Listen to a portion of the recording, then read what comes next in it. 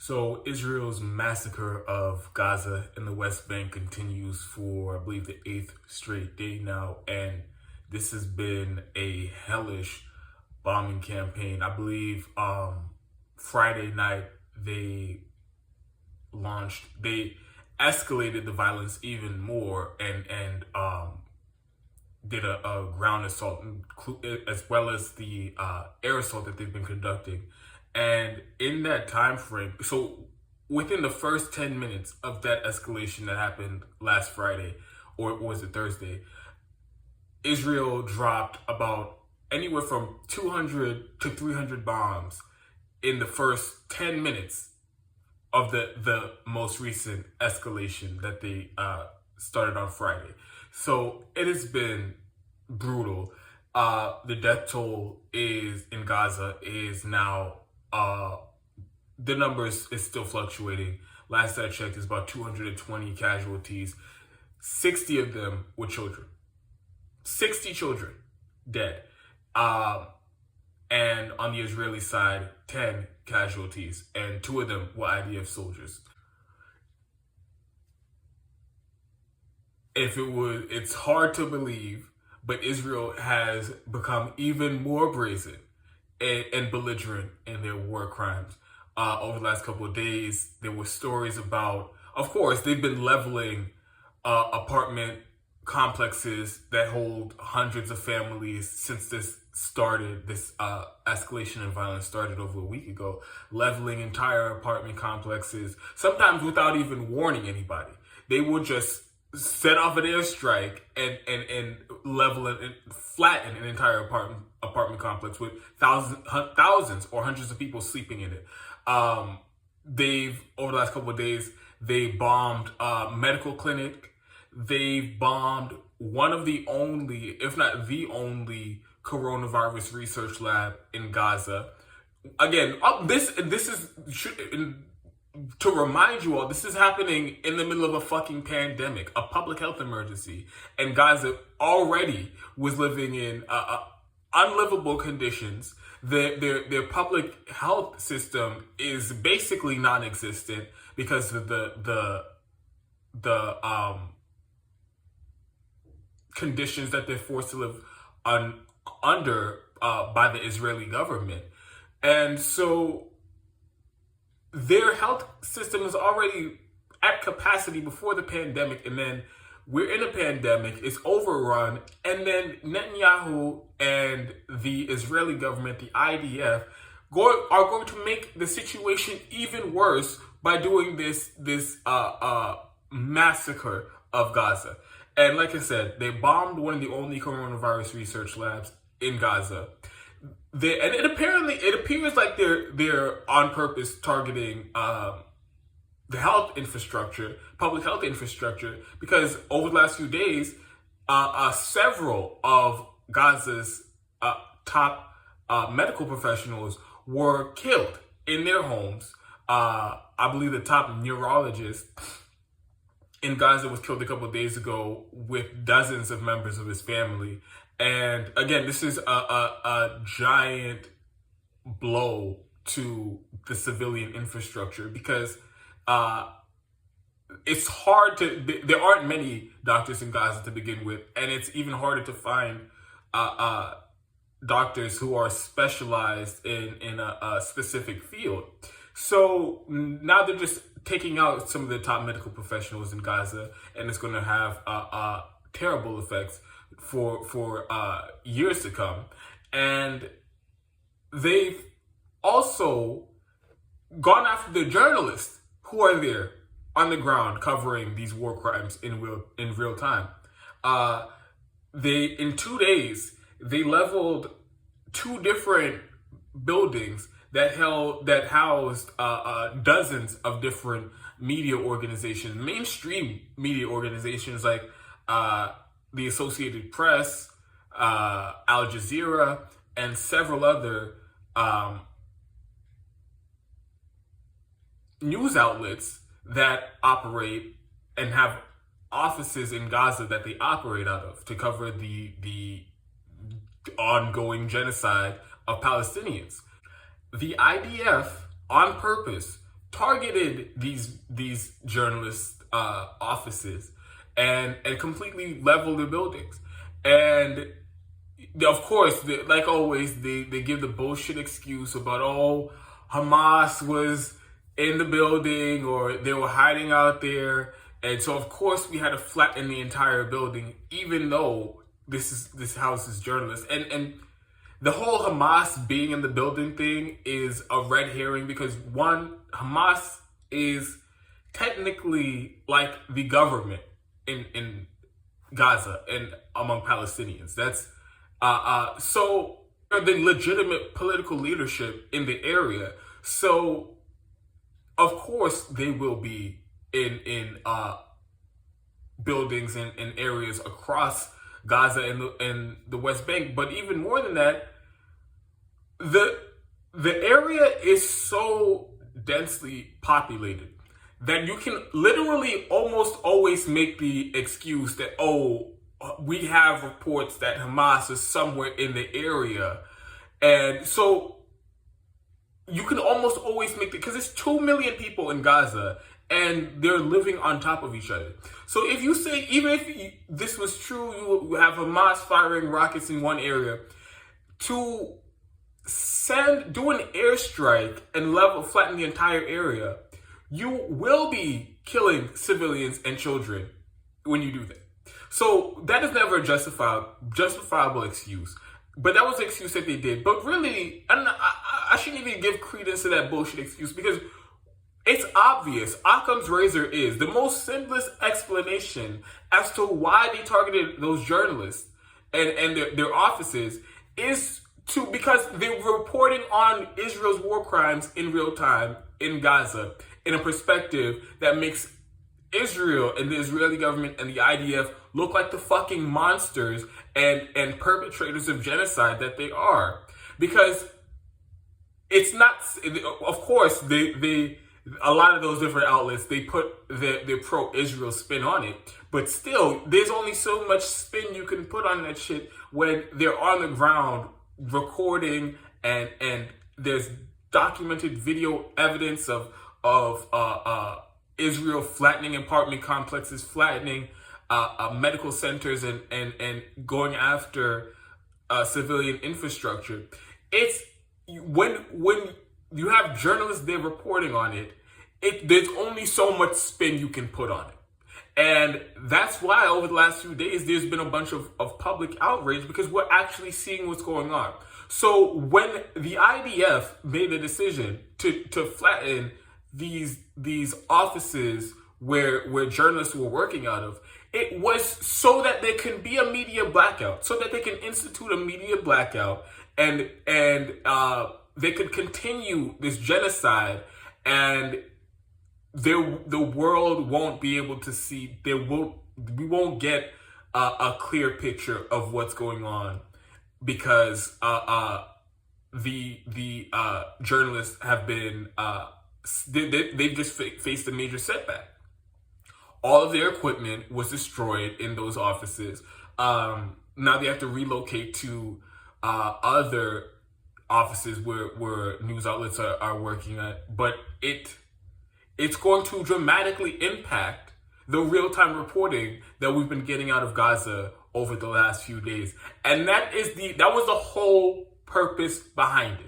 So I'm not even going to entertain the bullshit of, oh, they said Hamas was there. They say Hamas is everywhere. And they just use that as an excuse so they can target civilians and commit government-sanctioned terrorism on Palestinians. Which brings me to the title of this video. So now Joe Biden, I mean, of course, he's been doing his bullshit, mealy-mouthed Israel has the right to defend themselves. The Biden administration has been pushing that since this escalation began over a week ago. Refused to address the massive civilian casualties at the hands of the IDF. Refused to address the over 60 children who've been killed. And refused to address all these brazen war crimes, flattening apartment buildings. And I keep repeating that because it's unbelievable. If you imagine the city you live in, or the nearest city to where you live, and apartment buildings with hundreds of families in them, and then somebody just calling in an airstrike and killing hundreds of people. That is fucking outrageous, and Israel is doing it in broad daylight. So we see what they're doing. We see that they're going after the medical professionals. We see that this is all part of this decades-long genocide and occupation that the Palestinians have been forced to live under. And Joe Biden, he comes out, and now he's actively assisting them while they're committing the genocide. So it's worse than just, I'm just not going to say anything. Biden just approved a $735 million weapons deal weapons sale to Israel, while they're bombing hospitals, while they're bombing apartment buildings, and while they're carrying out genocide and decades-long occupation. But in the height of the violence on civilians, their terrorism, this is terrorism. What they're doing is terrorism. In the height of their terrorism on civilians, Joe Biden is going to give them $735 million more in weapons. And this is on top of the $3.5 billion in weapons we already give them every year. So this is why people in the U.S. need to be more outraged at this and more outraged by this, because we are playing a direct role in this. We aren't just passive observers in all of this. Our government, with our tax money, and while claiming to be representing us, because it's a democracy, in our name, they're facilitating a genocide against defenseless people in Gaza, in the West Bank. And it is the fact that Joe Biden can really, the Biden administration would come out and have the balls to and there's no other way to put it but to say they're facilitating genocide, giving weapons to people so that they could turn around and murder civilians with those weapons. The fact that he has the balls to do that and face there's no price to pay politically for that is fucking ridiculous. I mean, first of all, any type of legislation or anything that's working through Congress right now should be held up immediately until we address this, until they halt the arms sales to Israel, which they're not going to do. And that should be happening. But also, people should be in the streets, because the Palestinians, they can record as many videos as they want. They can cry for help as much as they want, but they really have no influence over the U.S. government. But we do, because they're supposed to be representing us. And this is true for the massacre and the genocide that's happening in Gaza and the West Bank, but really for all of our illegal military interventions and military operations that we're doing around the world. Those people have no sway over our government. So even though they know it's our government funding these wars, doing the airstrikes, facilitating the airstrikes that are targeting them and their families, they have absolutely no recourse to get the U.S. government to change direction or to change course and to stop massacring their communities. Nothing they can do will ever make the warmongers like Joe Biden and the rest of the Democrats and the Republicans too. Nothing they will ever do will make them stop the massacres in the Middle East. The only people in the world, the entire world, who can get the U.S. government to stop facilitating these genocides are the people here in the United States. So there should be massive protests. From this whole thing started, there should have been massive protests, because like I said, we are funding this genocide and military occupation of Palestinians for decades.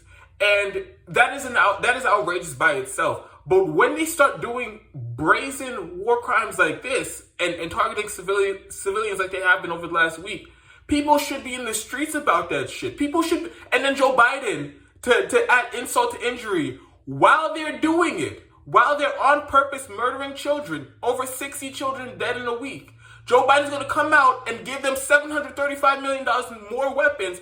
There should be thousands of people outside the White House, and they should not leave until they terminate this weapon sale. But people just, it's like they don't even, people have this view that, oh, these are huge issues, these are big issues. What can I do about it? What influence can I have over it? But we have to do something. And it's wild to me how basically the U.S. is conducting genocide on a global scale that nobody's seen since Nazi Germany. And you add up all the dirty wars from the Cold War and our rampage through Asia and Vietnam and Korea and in Latin America, and then our ongoing endless wars that we have in the Middle East, Iraq, Afghanistan, Syria, Yemen, Somalia, Libya, and the occupation of Palestine. The U.S., we are clearly the bad guys here. We are clearly, if this was a movie, there is no doubt we're the evil empire. We're the bad guys here. And people here just become so complacent, so numb. And like Dr. Cornel West says all the time, the indifference to evil is worse than the evil itself. We already know that these war criminals and these people who profit directly from these genocides, we already know that they're some of the most corrupt, monstrous people in our society. We understand that, and this is them doing what they're going to do. But what really makes it worse is the way that they face no pushback from the public while they're doing it, because that normalizes this. Now, and for decades, it's seen as a reasonable position to have our government just funding genocides and military occupations because something democracy. And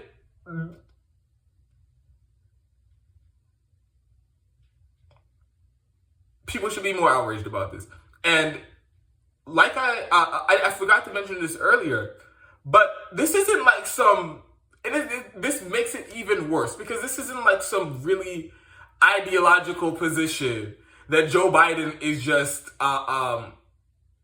so pro-Israel that he can't even see when they're bombing civilians. He can't see when they're bombing hospitals. He can't see when they're bombing apartment complexes, because he has these thick ass pro-Israel blinders on. That's not even what it is. This is just rank corruption. Somebody posted on Twitter the other day, if you look at the top recipients of cash from the pro-Israel lobby in 2020, out of all politicians in the United States, Joe Biden got more money than anybody from the pro-Israel lobby. So I believe it was over $3 million his campaign got in the last election from the pro-Israel lobby. So there's literally, it's like bribery. You get the pro-Israel lobby to give you money, $3 million for your campaign, and now, while they're using U.S. weapons to conduct a genocide and do war crimes on a daily basis, you won't even say a fucking word about it. When Jen Psaki, the press secretary, White House press secretary, or the spokesperson for the State Department, they've been asked multiple times about the war crimes. They've been asked multiple times about targeting apartment complexes and murdering children. And you see how they're doing mental gymnastics and bending over backwards to avoid stating the obvious truth that Israel is out there doing war crimes with impunity. They won't even say it. And like I said, it's not because they really believe Israel's in the right. It's because the influence that the pro-Israel lobby has over them, that they bought with money, with legalized bribes. And because of that, we'll look the other way when they're murdering innocent civilians. In fact, we'll give them more weapons so that they can murder innocent civilians, all because of the money in politics. And one more thing I have to say about this. So then Biden comes out and does this feigns support for a ceasefire after the UN Security Council brought up a resolution demanding a ceasefire 3 times, and the U.S. was the only country on the Security Council to veto it and to vote against the resolution. So after vetoing an official UN resolution calling for a ceasefire and refusing to condemn Israel this entire time, now Antony Blinken comes out, the Secretary of State, and puts out this mealy-mouthed statement, oh, you know, if both sides agree to a ceasefire, we'll support it, or whatever. And again, no pressure on Israel to do a ceasefire. But then everybody in the media is running with it and like, oh my God, would you look at that? Joe Biden supports the ceasefire. So, first, a couple things. One, no, he doesn't support a ceasefire because he wouldn't have vetoed the UN resolution if he actually supported the ceasefire. And he would be coming out telling Israel, stop dropping the fucking bombs or we're going to cut off all aid to Israel. If that's what he would be doing if he wanted a ceasefire. But he's not doing that. And then also, of course, like I just mentioned, he just approved $735 million in weapons to Israel. How do you approve $735 million to people bombing civilians and claim you support a ceasefire? Make that make sense for me. And then everybody in the media is just going to report it as if it's fucking gospel. Oh, Joe Biden, isn't he such a lovely a saint? All praise be to Joe Biden because he says something of the Secretary of State put out some bullshit statement pretending to support a ceasefire while they're actively supporting the aggressors in a genocide. This is fucking ridiculous. And so the situation will get worse. And another thing about this ceasefire, when the bombings stop, it will only stop because Israel feels like it. They will only stop massacring civilians. They will only stop bombing apartment complexes when they feel like it. When they feel like, okay, this is you know, it's been going on long enough. And another thing, when they do these military operations, Israel's army is basically entirely made up of reserves. So they have to call people in from their work, from their other occupations, to join the IDF when they engage in these military campaigns. And so when they do these things, it disrupts their own economy. So they can only do it for so long. That's why when they do these, they have these violent outbursts in Gaza and the West Bank. They don't really last longer than a couple weeks or a couple months because of that reason and other reasons. And also, Israel just cannot physically occupy Gaza. So there's always so much they can do before they're just doing nothing. So they take these opportunities in these escalations in violence, and they massacre a bunch of civilians. They terrorize the population. They go after the civilian infrastructure. They kill the doctors, and last time in 2014 they bombed the only power plant in Gaza. And so they take all these opportunities to devastate the civilian population. And then when they feel like they take a step back, and then now the living conditions are even more untenable in Gaza because of the recent round of violence. So when they do stop it, this is a long way of saying, people need to, of course, the bombs need to stop being dropped immediately. We need a ceasefire immediately. But that cannot be the only ask here. The situation needs to be addressed because this is untenable. The situation has been untenable for decades. But now 2 million people in Gaza, they have no electricity, and they haven't had electricity since 2014. They don't have clean water. They don't have a functioning economy. And they're in this open air prison and they live under the whims of the Israeli government at any time, at any moment, when they feel like it, for their political convenience. They can start a whole other round of bombing campaigns. So it's not enough to just say, oh, we need a ceasefire. We need a ceasefire, and we need to address this situation so that it doesn't happen anymore. And that means, like I've said before, there needs to be a one-state solution. There needs to be equal representation in the government. And when that happens, the Palestinians will definitely outnumber the Jewish Israeli settlers that are occupying their territory. So then they will have more of a say of how the area is governed when if there's equal representation in government. And if that's the case, of course, they won't be calling for airstrikes in Gaza, and they won't be have them subjected to these terrible living conditions, because now they have control of the government's resources. So that's what we should be working towards. Not just, let's ask for a ceasefire, and then when Israel feels like they've killed enough civilians, we'll let them stop, and then there's no ramifications. Nobody has to go to prison for the war crimes, and we'll just sit idly by until they decide to do it again.